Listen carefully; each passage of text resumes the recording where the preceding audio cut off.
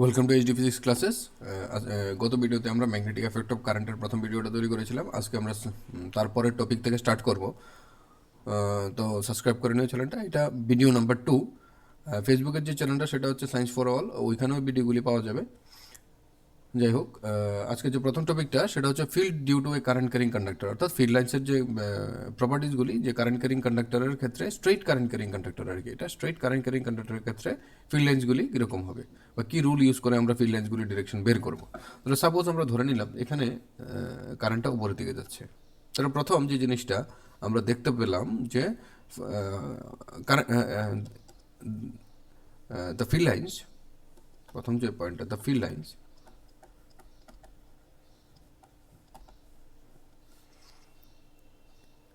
due to a current carrying conductor are concentric circles। ঠিক আছে, এখান থেকে আমরা বুঝতে পারলাম প্রথম পয়েন্ট এটা। ঠিক আছে, তো এখান থেকে এটা মনে রাখার কি, যে এটা কারেন্ট ক্যারিং কন্ডাক্টরের ক্ষেত্রে যে ফিল্ড লাইন্সগুলি কী হয়, কনসেন্ট্রিক সার্কেল হয়। ঠিক আছে, and this circular lines are perpendicular to the, মানে এই যে সার্কুলার যে প্লেনটা হয়, দি সার্কুলার প্লেন, এটা মনে রাখবে, দ্য সার্কুলার প্লেনস, কোনো একটা সার্কেল তো একটা প্লেন তৈরি করবে না। The circular planes, the planes R perpendicular to the conductor. ঠিক আছে, এই পয়েন্টটা মনে রাখবে যে এইখানে যে সার্কুলার প্লেনগুলি আছে সেগুলি কি পারপেন্ডিকুলার টু দ্য কন্ডাক্টর। যাই হোক, তো এখন এই ফিল্ড লাইন্সগুলি ডিরেকশন কোন দিকে হবে সেটা কোন ফর্মুলা দিয়ে বা কোন রুল দিয়ে আমরা বের করব, এটা হচ্ছে রাইট হ্যান্ড থাম রুল। ঠিক আছে, রাইট হ্যান্ড থাম রুল। আমরা কোন রুল দিয়ে বের করবো? রাইট হ্যান্ড থাম রুল। রাইট হ্যান্ড থাম রুলটা কি? ইফ ইউ স্ট্রেচ দ্য থাম along the direction of current and the remaining fingers, these are the remaining fingers, এগুলি যে ডিরেকশনে মুখ করে থাকবে সেটা একটা circular shape. The if you stretch the finger along the direction of current, then the remaining finger left, হ্যাঁ, এগুলি কি, এগুলি যদি এটা ঘুরিয়ে রাখি তাহলে কি, এগুলি যদি ওই এরকম সার্কুলার শেপ হয়ে যাবে।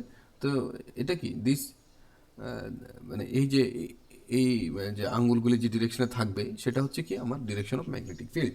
তো এটা দিয়ে আমরা ক্লকওয়াইজ অ্যান্টি ক্লকওয়াইজ এরকমভাবে মেজার করবো এটাকে। ঠিক আছে, তাহলে আমাদের কারেন্ট যদি উপরের দিকে হয় তাহলে ম্যাগনেটিক ফিল্ড লাইন্সগুলি কীরকম হবে? অ্যান্টি ক্লকওয়াইজ এরকমভাবে ঘুরতে থাকবে। ম্যাগনেটিক ফিল্ড লাইন্সগুলি এরকমভাবে ঘুরতে থাকবে। তাহলে অ্যান্টি ক্লকওয়াইজ ডিরেকশনটা কীরকম হবে? তাহলে এটা একটা হরাইজন্টাল প্লেন যদি হয়, হ্যাঁ, সার্কুলার প্লেন যদি হয় হরাইজন্টাল, তাহলে অ্যান্টি ক্লকওয়াইজ মানে এটা হবে। ঠিক আছে, তো এখানেও ফিল্ড লাইন্সগুলির ডিরেকশন কী হবে? Anti clockwise. ঠিক আছে, এই যে অ্যান্টি ক্লকওয়াইজ, এটা তারের উপরের পোর্শন, মানে আমাদের তারের front side portion, front side, আর এটা হচ্ছে ব্যাক সাইড। ঠিক আছে, তাহলে দেখো ফ্রন্ট সাইড এবং ব্যাক সাইড। ফ্রন্ট সাইডে কীরকম হবে? এরকম হবে, কারেন্টের ডিরেকশনটা এরকম করে যাবে যাবে এরকম করে আস্তে আস্তে। এটা হচ্ছে ব্যাক সাইড, এই যে অ্যান্টি ক্লকওয়াইজ কিন্তু ঘুরছে এটা, এই যে আবার ফ্রন্ট সাইড। ঠিক আছে, অর্থাৎ অ্যান্টি ক্লকওয়াইজ, সে অ্যান্টি ক্লকওয়াইজ ঘুরছে কিন্তু এরকমভাবে, এরকমভাবে ঘুরছে আর কি, এরকমভাবে অ্যান্টি ক্লকওয়াইজ ঘুরছে। তাহলে ফিল্ড লাইন্সগুলোর ডিরেকশন কীরকম হবে? Anti clockwise. এটা আমরা কোন রুলস দিয়ে আমরা মেজার করব বা কোন রুলস দিয়ে আমরা বুঝবো যে এটা অ্যান্টি ক্লকওয়াইজ? এটা হচ্ছে রাইট হ্যান্ড থাম রুল। সেটা কি বলেছে এখানে? ইফ ইউ স্ট্রেচ দ্য থাম, হ্যাঁ, বা এখানে লেখা আছে থাম point along the direction of current, মানে থামটা কোন দিকে রেখেছি? ডিরেকশন অফ কারেন্টে, মানে কারেন্ট যেদিকে যাচ্ছে এদিকে। দ্য আদার ফিঙ্গার্স শোল the direction of magnetic field. তা এটা কীরকম থাকে? অন্য ফিঙ্গারগুলি কীরকম থাকে? এই যে এরকমভাবে থাকে। তো এই যে এটা হচ্ছে আমার ম্যাগনেটিক ফিল্ডের ডিরেকশন। আর বাকি কি আছে এখানে? যা the tangent drawn at any point on this lines, মানে এই লাইনগুলির মধ্যে যে কোনো পয়েন্টে যদি আমরা ট্যানজেন্ট ড্র করি, ওই ট্যানজেন্টটা কি shows the direction of magnetic field. This tangents shows the direction of magnetic field. ঠিক আছে, এখানে আরও কয়েকটা ইম্পর্টেন্ট পয়েন্ট আছে। তাহলে এখানে আমরা প্রথম কি বুঝলাম? The magnetic field lines due to a straight current carrying conductor are concentric circles. 2 number হচ্ছে প্রপার্টিগুলির মধ্যে আছে, if we move away from the wire if we move the away from the if we move away from the conductor, the curvature of the field lines decreases. কি হয়, field লাইনগুলির কার্ভেচারগুলি decrease হতে থাকে, ঠিক আছে। অ্যান্ড এখানে আর কি হতে পারে, and magnetic field strength also decreases, and magnetic field strength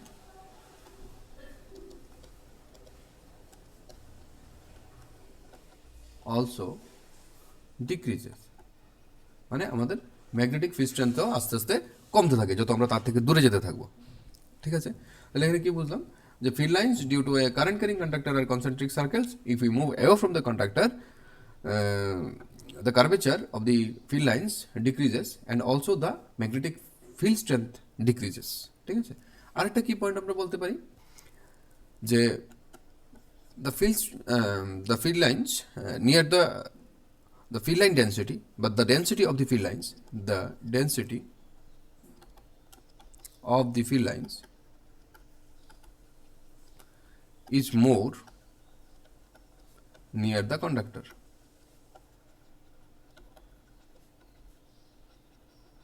মানে কন্ডাক্টরের কাছাকাছি আমার কি ফিল্ড লাইন্সগুলির ডেন্সিটি বেশি। যাই হোক, এখান থেকে আমরা কি কি শিখলাম, এখান থেকে এই কোশ্চেনগুলি আসতে পারে কি, মানে কোশ্চেন হিসেবে অন্যভাবে ঘুরিয়ে টুরিয়ে অনেকভাবে আসতে পারে, কিন্তু তার অ্যান্সার এগুলির মধ্যেই থাকবে যদি স্ট্রেট কারেন্ট ক্যারিং কন্ডাক্টর হয়।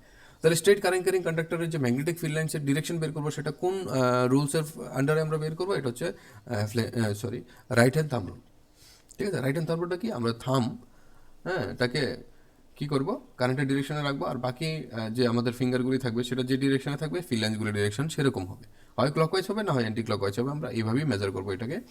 আর এটা কি, the field lines due to আচ্ছা, মানে এগুলি কনসেন্ট্রিক সার্কেল হবে, এটাই তো বললাম এখানে প্রথমে, the field lines due to a current carrying conductor are concentric circles.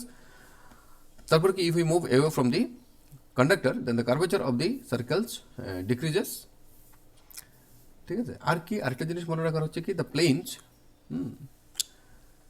of the circle is perpendicular to the conductor, মানে এই যে field লাইন্সগুলি, the field lines also perpendicular to the conductor।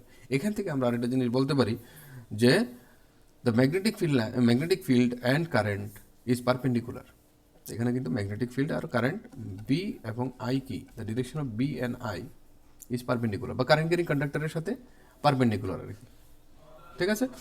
তো নেক্সট আমরা কি দেখেছিলাম, যে যত দূরে যাব তার ম্যাগনেটিক ফিল্ড স্ট্রেংথ কমবে, এবং যত কাছে থাকবো তার ম্যাগনেটিক ফিল্ড ইন্টেন্সিটি বেশি থাকবে আর কি। তারপর 3 নম্বর পয়েন্টটা কি, the density of magnetic field lines বা the density of this concentric circles is more near the conductor, ঠিক আছে। দ্য ম্যাগনেটিক ফিল্ড লাইন্সগুলি স্ট্রেংথ বা ডেন্সিটি কোথায় বেশি থাকবে, তারের কাছাকাছি। যাই হোক, আমরা নেক্সট দেখি, field due to a circular current carrying loop.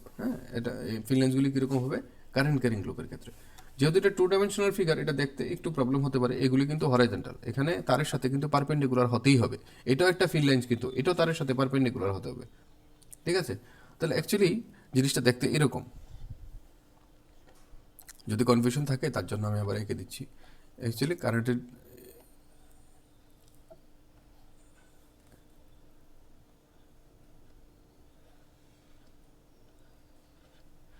যাই হোক এরকম আর কি, এরকম। তো এটা আমি হয়তো বা ঠিক মতো আঁকতে পারছি না, এটা আরেকবার ট্রাই করছি আঁকতে পারি কিনা।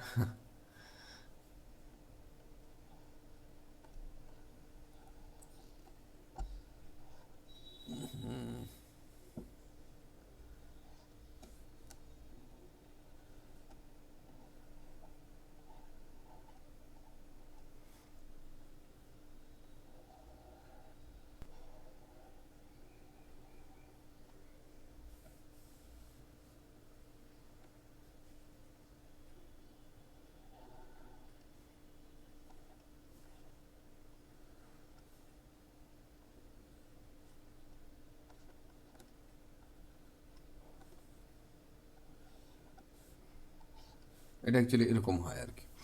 তো যাই হোক, এখানে আমরা যেহেতু যদি স্টেট কারেন্ট ক্যারিং কন্ডাক্টর, এখানে কারেন্টের ডিরেকশন উপরের দিকে, স্টেট কারেন্ট ক্যারিং কন্ডাক্টরের ক্ষেত্রে কী দেখেছিলাম, এটা কারেন্টের ডিরেকশন উপরের দিকে হলে এটা কারেন্টের ডিরেকশন নিচের দিকে হবে। স্টেট কারেন্ট ক্যারিং কন্ডাক্টরের জন্য কী হবে, কনসেন্ট্রিক সার্কেল, যদি কারেন্টটা উপরের দিকে হয় তাহলে এটা অ্যান্টি ক্লকওয়াইজ, তার মানে এরকম।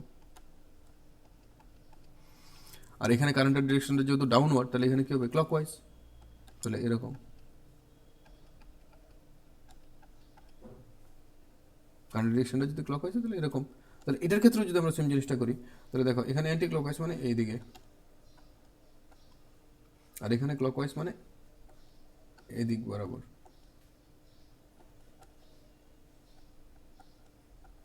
তাহলে এখানে সেন্টারে ম্যাগনেটিক ফিল্ড ডিরেকশনটা কোন দিকে হবে, এদিক বরাবর। এটা একটা স্ট্রেট লাইন, ঠিক আছে। তো এখান থেকে আমরা কি বুঝতে পারলাম, যে সার্কুলার, এখানে প্রত্যেকটা পয়েন্টের জন্য কিন্তু ম্যাগনেটিক ফিল্ড লাইন্স থাকবে, কিন্তু যেহেতু এটা খুব কঠিন হয়ে যাবে আঁকাটা, তার জন্য কেবলমাত্র ডায়ামেট্রিক্যালি অপোজিট দুইটা পয়েন্টের জন্য আমরা বের করে দেখলাম। এগুলি অ্যাকচুয়ালি এটা আমরা এগুলি কিন্তু আয়রন ফিলিংস দিয়ে এই এক্সপেরিমেন্টগুলি কিন্তু করা যায়। যাই হোক, তো এখানে কি হবে, এগুলি কি হচ্ছে, তাহলে এখানে যে প্রপার্টিগুলি হবে, যদি magnetic field lines due to current carrying circular loop কি near the wire, near the loop বা near the conductor,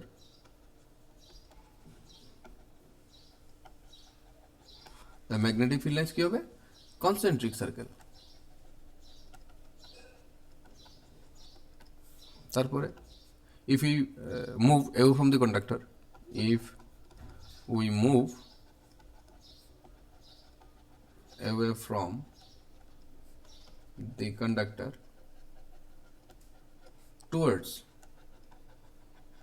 its center, সেন্টারের দিকে যদি আমরা যেতে থাকি, যত কন্ডাক্টর থেকে দূরে হবে, যদি সেন্টারের দিকে যেতে থাকি, তখন কি হবে, the curvature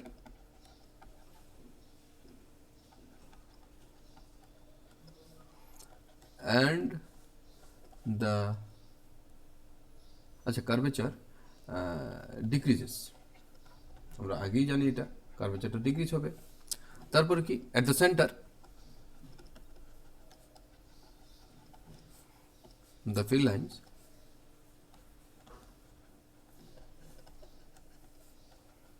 R straight lines, মানে সেন্টারে কি হবে, এটা স্ট্রেট লাইন হয়ে যাবে। কিন্তু সবগুলি কি, এই সবগুলি কিন্তু perpendicular to the direction of current কিন্তু, ঠিক আছে, পারপেন্ডিকুলার, যদিও current is a scalar quantity, তারপরও পারপেন্ডিকুলার টু দ্য কন্ডাক্টর হবে আর কি, পারপেন্ডিকুলার টু দ্য, আমরা ডিরেকশন অফ কারেন্ট লিখছি। অ্যাকচুয়ালি একটু বড় ক্লাসে উঠলে এটাকে শুধু কারেন্ট বলবো না, এটাকে কারেন্ট এলিমেন্ট বলবো, ঠিক আছে। মানে যে জায়গা দিয়ে কারেন্ট যাচ্ছে ওইটা একটু মানে যে পয়েন্টটাকে আমরা কনসিডার করছি, ওই পয়েন্টটার অ্যারাউন্ড সামান্য একটু এলিমেন্ট নিয়ে নেব, ওই এলিমেন্টের অ্যাকর্ডিং টু দিস এলিমেন্ট বা ডিউ টু দিস এলিমেন্ট আমরা হবে আর কি যে সবগুলো ডিরেকশন, এটাকে আমরা বলবো কারেন্ট এলিমেন্ট। মানে কারেন্ট যেদিকে যাচ্ছে ওই এলিমেন্টের ডিরেকশনটা, মানে আমরা ডিরেকশনের যে মানে এই যে এলিমেন্টের লেন্থটা মাপবো, ওই দিক বরাবর মাপবো আর কি, কারেন্টের ডিরেকশন বরাবর। তার জন্য এটাকে কারেন্ট এলিমেন্ট বলা হবে। যেহেতু আমাদের এটা এখন লাগবে না, যেহেতু আমাদের এটার উপরে কোনো ম্যাথমেটিক্যাল ক্যালকুলেশন নেই এখন, তো আমাদের এটা কারেন্ট মানে perpendicular the direction of current আমরা লিখতে পারি, ঠিক আছে।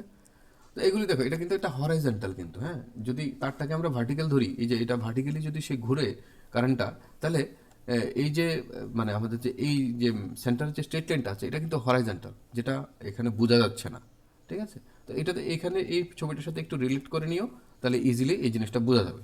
এখানে কারেন্ট কিন্তু এইভাবে যাচ্ছে, এখানে আসছে, সেম মোটামুটি এটা আর কি।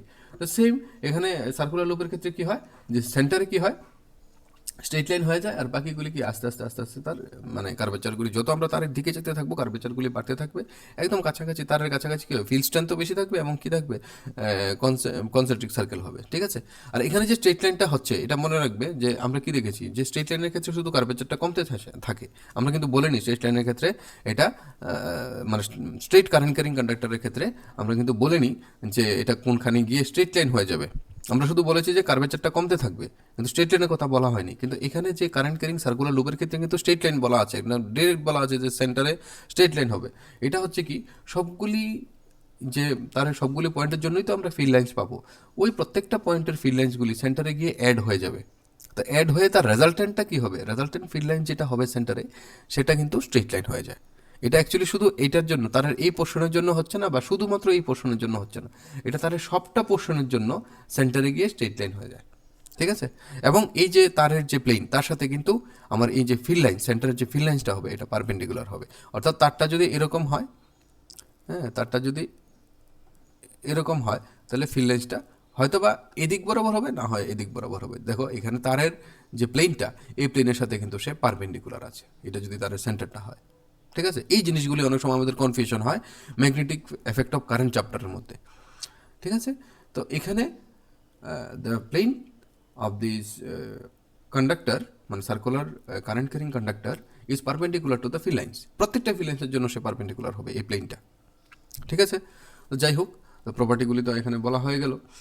নেক্সট হচ্ছে showing the field due to a current carrying conductor by using iron filings. মানে আমরা যদি আয়রন ফিলিংস অর্থাৎ আয়রনের গুঁড়া অর্থাৎ লোহার গুঁড়া যদি আমরা ফেলে কোনো একটা কন্ডাক্টর, এটা কিন্তু স্ট্রেট কারেন্ট ক্যারিং কন্ডাক্টর, এই জায়গাটার জন্য এটা স্ট্রেট হয়ে যাচ্ছে, কিন্তু স্ট্রেট, এটা স্ট্রেট কারেন্ট ক্যারিং কন্ডাক্টর। এখানে যদি একটা কার্ডবোর্ড রেখে, এখানে যদি একটা কার্ডবোর্ড রেখে তার মধ্যে এলোমেলোভাবে আমরা যদি আয়রন ফিলিংস মানে লোহার গুঁড়া যদি রেখে দিই, যখন কারেন্টটা যাবে তখন এই লোহার গুঁড়াগুলি এইরকম ফিল্ড লাইন্সের মতো একটা সুন্দর শেপ তৈরি করে নেবে। এটা প্র্যাকটিক্যালি অনেক জায়গায় দেখা যায়, প্র্যাকটিক্যাল রুমে হয়তো বা থাকে, বা অনেক সময় অনেক জায়গায় সায়েন্স সিটি বা মিউজিয়ামে এরকম সেট আপ থাকে, যে কারেন্টে সুইচ দেবো, এই যে আয়রন ফিলিংসগুলি এরকম একটা সুন্দর শেপ তৈরি করে নেবে। জাস্ট এটা ওই current carrying conductor, straight current carrying কন্ডাক্টরের ক্ষেত্রে যে ম্যাগনেটিক ফিল্ড লাইন্সের যে ডিরেকশন আমরা দেখিয়েছিলাম ওইটাও সেম। এবার কারেন্ট যদি ডাউনওয়ার্ড হয় তাহলে ম্যাগনেটিক ফিল্ড লাইন্সের ডিরেকশন কোন দিকে হবে, ক্লকওয়াইজ, তার মানে এরকমভাবে হবে ক্লকওয়াইজ। ঠিক আছে, ওইটা সেম, প্রপার্টিগুলি তো same. Near the conductor the density of the magnetic field lines is greater, if you move away from the conductor the curvature as well as the strength of the magnetic field decreases. ঠিক আছে, যাই হোক, এখানে একটা difference আছে যেটা circular লুপের ক্ষেত্রে। দেখো এখানে সার্কুলার লুপের ক্ষেত্রে কিন্তু কার্ভেচার ঠিকই স্ট্রেট লাইন হয়ে যাচ্ছে, কিন্তু সেন্টারে গিয়ে ম্যাগনেটিক ফিল্ডের পরিমাণটা কিন্তু বেড়ে যাচ্ছে। আমরা স্ট্রেট লাইনের ক্ষেত্রে আমরা কি দেখেছিলাম, যে ম্যাগনেটিক ফিল্ডের স্ট্রেংথ লাইন যত দূরে যাচ্ছে তত স্ট্রেংথটা কমে যাচ্ছে, কিন্তু এখানে কিন্তু স্ট্রেংথটা বাড়বে সেন্টারে। কেন বাড়বে, কারণ এই সেন্টারে সবগুলি পয়েন্টের জন্য ম্যাগনেটিক ফিল্ডের সেন্টারে একই ডিরেকশনে হবে। তো এটা অ্যাকচুয়ালি 12-এ যখন সায়েন্স যদি নিয়ে পড়াশোনা করে তখন এই জিনিসটা আরও ভালোভাবে বুঝতে পারবে, যে সেন্টারে গিয়ে যে সবগুলি ম্যাগনেটিক ফিল্ড অ্যাড হয়ে যায়, এবং সেন্টারে সবগুলির জন্য, একটার জন্য তো ডিক্রিজ হচ্ছে, কিন্তু সবগুলির এফেক্ট যখন আমরা ধরবো এখানে একটা পয়েন্টে, সবগুলি একটু সামান্য সামান্য, ধরো ফিল্ড লাইন্স আছে মানে ফোর্স আছে, তাহলে সামান্য সামান্য সামান্য সামান্য ফোর্স হতে হতে একটা রেজাল্টেন্ট ফোর্সটা অনেক বেশি হয়। সেমভাবে এই সামান্য সামান্য ম্যাগনেটিক ফিল্ড লাইন্সের জন্য যে ম্যাগনেটিক ফিল্ড পাচ্ছি আমরা, সেগুলি এখানে প্রত্যেকটা পয়েন্টের জন্য সেন্টারে কি হচ্ছে, অ্যাড হচ্ছে। তো অ্যাড হয়ে রেজাল্টেন্ট যে ফিল্ডটা পাবো তার ভ্যালুটা বেশি হয়ে যাবে, অর্থাৎ সেন্টারে যে ম্যাগনেটিক ফিল্ড লাইন্সটা থাকবে তার স্ট্রেংথ কিন্তু বেশি। ঠিক আছে, তো এটাই হচ্ছে স্ট্রেট লাইন এবং সার্কুলার লুপের মধ্যে একটা ডিফারেন্স। তারপরে আমরা যেটা করবো এটা হচ্ছে সলিনয়েডস। আমরা কি বলেছি এর আগে, সার্কুলার কারেন্ট ক্যারিং লুপ। ঠিক আছে, সার্কুলার কারেন্ট ক্যারিং লুপ যদি অনেকগুলি লুপ একসাথে থাকে তখনই এটা সলিনয়েড হয়ে যাবে আর কি। যাই হোক, তো দেখো এখানে সলিনয়েডটা কি, সলিনয়েডটা কি দিয়ে তৈরি, ইনসুলেটেড কপার ওয়্যার।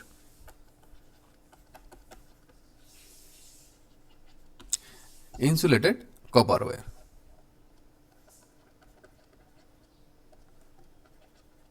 এটা কিভাবে আছে, এটা লম্বা ইনসুলেটেড কপার ওয়্যার কোথায় আছে, এটা it is wound over a material of cylindrical shape, মানে কোনো একটা সিলিন্ড্রিক্যাল শেপ মেটেরিয়ালের উপর সে কীভাবে আছে, এরকমভাবে স্প্রিংয়ের মতো বেঁচে আছে। তো দেখো এখানে প্রত্যেকটাকে একটা একটা সার্কুলার লুপ ধরতে পারি। দেখো একটা, এটা একটা সার্কুলার লুপ, তারপরে এটা একটা সার্কুলার লুপ, এরকম করে প্রত্যেকটা একটা একটা সার্কুলার লুপ ধরতে পারি। তাহলে আমরা যদি প্রথম সার্কুলার লুপটা ধরি তাহলে এরকম একটা সার্কুলার লুপ, ঠিক আছে, এরকম। তাহলে কারেন্ট যদি আমি উপরের দিকে দিই তাহলে কারেন্টটা এরকমভাবে যাবে, এরকমভাবে যাবে। ঠিক আছে, তারপরে এটা কিন্তু কন্টিনিউ আবার চলতে থাকবে, কিন্তু এমন না যে এটা বন্ধ হয়ে যাবে। তো এটা আরেকটা লুপ হয়ে গেল। তো এটা একটা লুপ, এই ভিতরেরটা এটা একটা লুপ, আর এখান দিয়ে কিন্তু আরেকটা লুপ হয়ে গেল এখানে। এটা দুইটা লুপ আমি এঁকে দেখালাম। যাই হোক, আমি যে কোনো একটা লুপ যেখানে কারেন্টটা এরকমভাবে যাচ্ছে। ঠিক আছে, তো এটার জন্য ম্যাগনেটিক ফিল্ড সেন্টারে কোন দিকে হবে, দেখো এখানে এটার জন্য কি হচ্ছে, উপরের দিকে। উপরের দিকে হলে অ্যান্টি ক্লকওয়াইজ, তো অ্যান্টি ক্লকওয়াইজ হলে এরকম। তো আর এটার জন্য কি, ক্লকওয়াইজ, ক্লকওয়াইজ হলে এরকম। অ্যান্টি ক্লকওয়াইজ এরকম, ক্লকওয়াইজ জন্য এরকম। তাহলে এটা কি হবে, এটা এরকম হবে না, ম্যাগনেটিক ফিল্ড লাইন্সগুলি এরকম হবে। তো এখানে যেটা এঁকেছে এটা যেহেতু আমরা টু ডাইমেনশনাল ফিগারটাকে মানে থ্রি ডাইমেনশনালি টু ডাইমেনশনাল প্লেনের উপর এঁকেছি, তো দেখো এরকম হবে আর এই জিনিসটা এরকম হচ্ছে। তো এরকম হলে কারেন্টটা এদিকে যাচ্ছে আর এদিকে যাচ্ছে। তো এটার জন্য যেহেতু অ্যান্টি ক্লকওয়াইজ, তার মানে এরকম ভাবে হওয়ার মানে অ্যান্টি ক্লকওয়াইজ কি এরকম ভাবে হওয়ার কথা, আর এটার মধ্যে কি হবে এরকম ভাবে হওয়ার কথা, এরকম ভাবে ঘুরবে। তাহলে এখানে দেখো সেন্টারে একটু চিন্তা করে দেখো ম্যাগনেটিক ফিল্ডের ডিরেকশনটা এরকম হবে। তো যে কোনো একটা সার্কুলার রিং তার কিন্তু দুইটা ফেস থাকবে। একটা ধরো আমার চোখটা যদি এদিকে থাকে তাহলে এটা হচ্ছে আবার এক নম্বর ফেস, হ্যাঁ, তার ঠিক উল্টা দিয়ে কিন্তু আরেকটা ফেস থাকবে, এটা দুই নম্বর ফেস যে কোনো একটা রিংয়ের। এটা ভার্চুয়ালি আমরা একটা পর্দা ধরে নিতে পারি, মানে একটা প্লেন যেহেতু এটা ভার্চুয়ালি একটা পর্দা ধরলাম যেটা ইমাজিনারি আর কি, যাই হোক এটা থাকে না। তো এই চোখের জন্য এটা আমার আমার ফার্স্ট ফেজ, তার উল্টা দিকেরটা হচ্ছে সেকেন্ড ফেজ। তাহলে এটা যদি আমি ফার্স্ট ফেজ ধরি তো তার পেছনের দিকটা হবে ফেজ নাম্বার 2। যাই হোক, তাহলে দেখো তো ম্যাগনেটিক ফিল্ড যেহেতু বেরোচ্ছে এই জায়গা দিয়ে, তাহলে আমরা ধরতে পারি এই জায়গাটা নর্থ পোল, কারণ নর্থ পোল থেকে ম্যাগনেটিক ফিল্ড বেরোয়। আর যেহেতু এদিকে ম্যাগনেটিক ফিল্ডে ঢুকছে, তার মানে এই ফেজটা আমরা ধরতে পারি সাউথ পোল। তার মানে ম্যাগনেটিক ফিল্ডেন্সগুলি যদি এরকম হয় তাহলে এটা হচ্ছে নর্থ পোল, আর যেহেতু ম্যাগনেটিক ফিল্ডেন্সটা এদিকে ঢুকছে আর এদিক দিয়ে বেরোচ্ছে, তো এটা হচ্ছে আমার সাউথ পোল। ঠিক আছে, তাহলে এটা হচ্ছে আমার সাউথ পোল, এটা হচ্ছে আমার নর্থ পোল। সেমভাবে এটা সাউথ পোল, এটা নর্থ পোল। আচ্ছা, আমরা যদি আঁকি জিনিসটাকে তাহলে দেখো সেম জিনিসটাই ধরো এদিকে তো বললাম ম্যাগনেটিক ফিল্ড ডিরেকশন, তাহলে এরকম।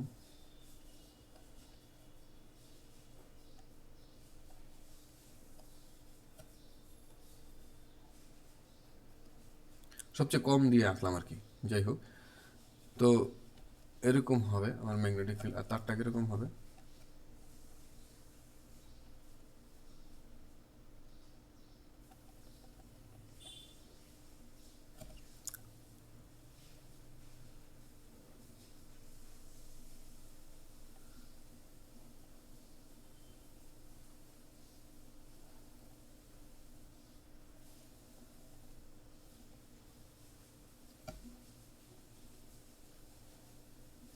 যে আমাদের লুপটা হবে এরকম, মানে লুপটা জাস্ট আমি দেখাচ্ছি আর কি, এরকম হবে আর কি লুপটা।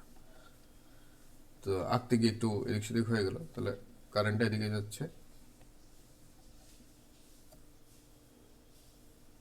তো কারেন্টটা এদিকে গেলে তার সেন্টার, এটা হচ্ছে লুপের সেন্টার, এই যে সেন্টার।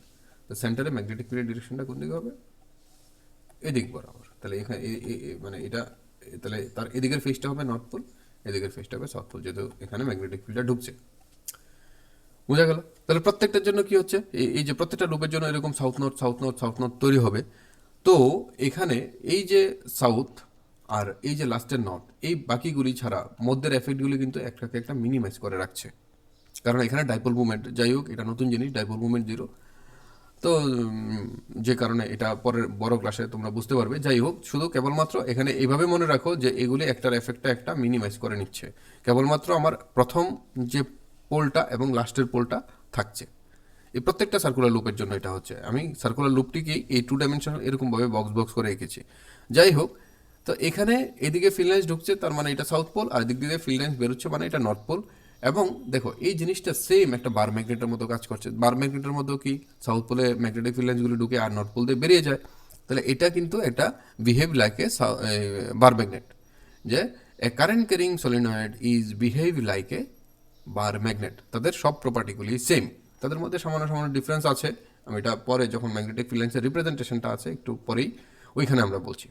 তাহলে মোটামুটি সলিনয়েড সম্পর্কে মোটামুটি ধারণা হয়ে গেছে যে এটা একটা ইনসুলেটেড কপার ওয়্যারের একটা লম্বা ইনসুলেটেড কভার ওয়্যারকে কী করবো আমরা, এটা পাইপের মধ্যে আমরা পেঁচিয়ে রাখবো। পাইপটা মেটালের হতে পারে, নন মেটালেরও হতে পারে, এটা ডিপেন্ড করবে ম্যাগনেটিক ফিল্ড স্ট্রেংথের উপরে, কারণ আমরা অনেক সময় সফট আয়রন ঢুকিয়ে তার ম্যাগনেটিক ফিল্ড স্ট্রেংথ মানে বাড়ানো হয়।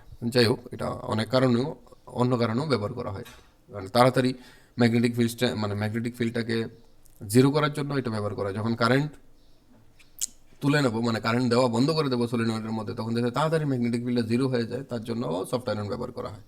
যাই হোক, তো এখানে এটা হচ্ছে ম্যাগনেটিক ফিল্ড লাইন্সের representation due to a solenoid. অর্থাৎ সলিনয়েডের জন্য ম্যাগনেটিক ফিল্ড লাইন্সগুলি কীরকম হয় আমরা দেখেছিলাম যে এদিক বরাবর যাচ্ছে, হ্যাঁ, এটা এটা নর্থ পোল, এটা সাউথ পোল। তো এখানেও সেমভাবেই দেখিয়েছে। তো যাই হোক, তো এটা কি একটা বার ম্যাগনেটের মতো কাজ করে। দেখো এখানে এই যে বার ম্যাগনেটের ম্যাগনেটিক ফিল্ড লাইন্স যেরকম ছিল, হ্যাঁ, একটা সলিনয়েডেরও ম্যাগনেটিক ফিল্ড লাইন্সগুলি একই রকম, কিন্তু ডিফারেন্স কি বার ম্যাগনেট, এখানে আমি লিখছি বার ম্যাগনেট, এখানে হচ্ছে সলিনয়েড। হ্যাঁ, যাই হোক আমি এই জায়গাটা একটু মুছে নিচ্ছি। তো বার ম্যাগনেটের কি প্রথম কথা হচ্ছে এটা একটা পার্মানেন্ট ম্যাগনেট।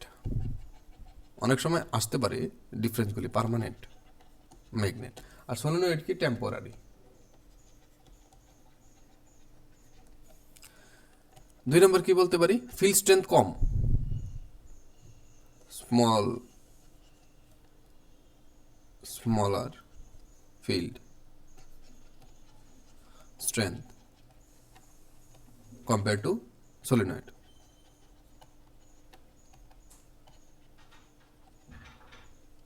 এটা কি,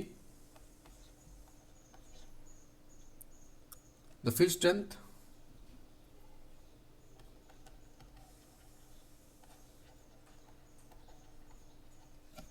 is variable, depends on the amount of current and number of loop. Field strength is variable মানে it depends on, কেন এটা variable, depends on amount of current and number of loops। ঠিক আছে, তো তার মানে তার ফিল্ড স্ট্রেংথ আমরা বাড়াতে কমাতে পারি, বা ম্যাটেরিয়াল ইনসাইড দি সলিনয়েড এটার উপরও ডিপেন্ড করে। কিন্তু যেহেতু এটা আমাদের সিলেবাসে নেই তাই আমি এটা বললাম না এখন। তাহলে বার ম্যাগনেট কি, একটা পার্মানেন্ট ম্যাগনেট, এটা হচ্ছে টেম্পোরারি ম্যাগনেট। এটা কি, এটা কম্পারেটিভলি স্মলার ম্যাগনেটিক ফিল্ড দেয় সলিনয়েড থেকে। ঠিক আছে, আর ম্যাগনেটিক ফিল্ড এখানে কিন্তু কনস্ট্যান্ট থাকে। আর প্রত্যেকটা আলাদা আলাদা বার ম্যাগনেটের জন্য, প্রত্যেকটা বার ম্যাগনেটের জন্য কিন্তু ম্যাগনেটিক ফিল্ড স্ট্রেংথ কনস্ট্যান্ট। কিন্তু এখানে সলিনয়েডের ক্ষেত্রে ম্যাগনেটিক ফিল্ড স্ট্রেংথটা ভেরিয়েবল। এটা ডিপেন্ড করে কার উপরে, কারেন্টের উপরে এবং নাম্বার অফ লুপের উপরে। কিভাবে ডিপেন্ড করে, if you increase the number of loop as well as the number of current, মানে অ্যামাউন্ট অফ কারেন্ট। যদি নাম্বার অফ লুপ, মানে if we increase the number of loop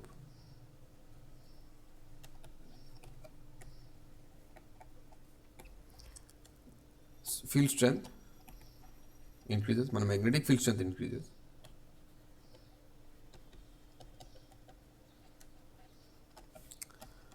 যদি কারেন্টের অ্যামাউন্ট অফ কারেন্ট বাড়ায়, amount of current মানে if you increase the amount of current আর কি। যদি অ্যামাউন্ট অফ কারেন্টটা ইনক্রিজ করা হয় তাহলে কি হবে, ফিল্ড স্ট্রেংথ ইনক্রিজ হবে, মানে ম্যাগনেটিক ফিল্ডটা বেশি হবে আর কি।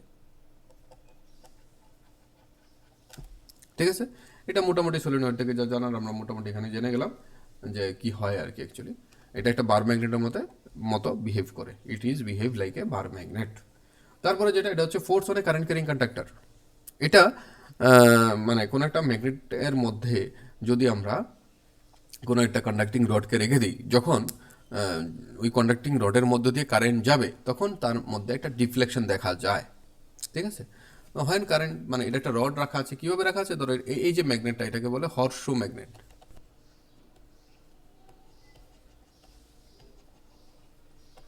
মানে এটা দেখতে ঘোড়ার পায়ের মধ্যে যে ওই মেটাল রিংটা লাগানো থাকে, মেটালের যে একটা শেপ লাগানো থাকে, ইউ শেপ, এটা ঘোড়ার পায়ের মধ্যে লাগানো থাকে। এই জন্য এরকম ইউ শেপের যে এগুলিকে হর্ষ ম্যাগনেট বলা হয়। তো এটার মধ্যে এটা কন্ডাক্টিং রড রাখা আছে। তো কন্ডাক্টিং রডটা কিরকম ভাবে আছে, তো ম্যাগনেট যদি এরকম থাকে তাহলে কন্ডাক্টিং রডটা এরকম ভাবে আছে আর কি, মানে পারপেন্ডিকুলার টু দি ম্যাগনেট। তো কারেন্টটা কি হচ্ছে, যদি আমরা কারেন্ট এখানে দেখাচ্ছে এই দিক বরাবর আর কি, মানে কারেন্টটা দেখাচ্ছে এই দিক বরাবর। তো যখন আমরা কারেন্টটা চালু করবো, অর্থাৎ if we close the key, then current will flow through this conductor, মানে কারেন্ট চলাচল করবে এই কন্ডাক্টরের মধ্য দিয়ে। যখন কারেন্ট চলাচল করছে তখন দেখা যায় যে এই রডটা কি হচ্ছে, তার ডিফ্লেকশন দেখাচ্ছে, ইট ডিফ্লেক্টেড, ইট গেটস ডিফ্লেক্টেড। মানে যখন কোনো একটা হর্ষ ম্যাগনেটের মধ্যে কোনো একটা কন্ডাক্টিং রড রাখি এবং তার মধ্যে দিয়ে কারেন্ট পাঠাই, তখন তার একটা ডিফ্লেকশন তৈরি হবে। তার মানে এটা থেকে আমরা কি বুঝলাম, this magnet is excerpt an amount of force on this conductor। যখন কারেন্ট যায় রডটার মধ্যে দিয়ে, then this magnet exerts a force on this conducting rod। তাহলে কি, এই যে ম্যাগনেটটা তার কন্ডাক্টিং রডের উপরে কিছু পরিমাণ ফোর্স দিচ্ছে। তো ডিফ্লেকশন হয়ে কিন্তু সে স্টেবল হয়ে যাচ্ছে, ডিফ্লেক্ট হয়ে কিন্তু সে নড়াচড়া করছে না, ডিফ্লেক্ট হয়ে কি স্টেবল হয়ে যাচ্ছে। তার মানে this rod also exert same amount of force on this magnet, তার জন্যই সে স্টেবল হয়ে আছে। তো এখান থেকে কি কি আমরা বুঝলাম, যে একটা হর্ষ ম্যাগনেটের মধ্যে যদি একটা কন্ডাক্টিং রড রাখি এবং তার মধ্যে দিয়ে যদি কারেন্ট পাঠাই, তখন ওই কন্ডাক্টিং রডটা কীভাবে ডিফ্লেক্ট হচ্ছে। তার মানে এই যে ম্যাগনেটটা কিছু পরিমাণ ফোর্স কার উপরে দিচ্ছে, এই কন্ডাক্টিং রডের উপরে যখন কারেন্ট যাচ্ছে, ঠিক আছে। এবং এই কন্ডাক্টিং রডটাও যেহেতু ডিফ্লেকশন হয়ে সে ওই ডিফ্লেক্টেড জায়গার মধ্যে থাকে, কনস্ট্যান্ট মানে স্টেবল হয়ে থাকে, তার মানে ওই কন্ডাক্টিং রডটাও ম্যাগনেটের উপর সেম অ্যামাউন্ট অফ ফোর্স দিচ্ছে, তার জন্য সে স্টেবল পজিশনে আছে, নাহলে আনস্টেবল থাকতে হবে, ঠিক আছে। যেহেতু সে ইকুইলিব্রিয়াম পজিশনে আছে, মানে ইকুইলিব্রিয়াম পজিশনে এটাকে আনস্টেবল ইকুইলিব্রিয়াম বলা হয়, কারণ এটা যদি কনস্ট্যান্ট আমরা রেখে দিই সেরকম একই অবস্থায়, তাহলে সে এরকম অবস্থাতেই থাকবে। যাই হোক, যেহেতু সে স্টেবল আছে, তাহলে আমরা বলতে পারি যে এই যে কন্ডাক্টিং রডটা সেও সেম অ্যামাউন্ট অফ ফোর্স দিচ্ছে, ঠিক আছে। তো এইগুলির জন্য যখন কারেন্ট যায়, ম্যাগনেটিক ফোর্সটা কোন দিকে হবে, ম্যাগনেট কোন দিকে ফোর্স অ্যাপ্লাই করবে, সেটা কিন্তু আমরা আরেকটা রুল মানে দিয়ে আমরা জানতে পারবো, সেটা হচ্ছে ফ্লেমিং লেফট হ্যান্ড রুল। যে কোনো একটা কন্ডাক্টরের মধ্যে দিয়ে যখন কারেন্ট যায়, এই কন্ডাক্টরটা কোন দিকে ফোর্স দেবে, ঠিক আছে, কোনো একটা ম্যাগনেটিক মেটেরিয়ালের মধ্যে। এখন যেহেতু এটা ম্যাগনেটের এটা কি নিজেই ডিফ্লেক্ট হয়ে যাচ্ছে, কিন্তু আমরা ফ্লেমিং লেফট হ্যান্ড রুলের মাধ্যমে দেখব যে এই যে ফোর্সটা কোনো একটা ম্যাগনেটিক ম্যাটেরিয়ালের মধ্যে কোন দিকে দিচ্ছে। কারণ কারেন্ট যখন কোনো কন্ডাক্টরের মধ্যে দিয়ে যাবে, তখন সে কী হয়ে যাবে, ম্যাগনেট হয়ে যাবে।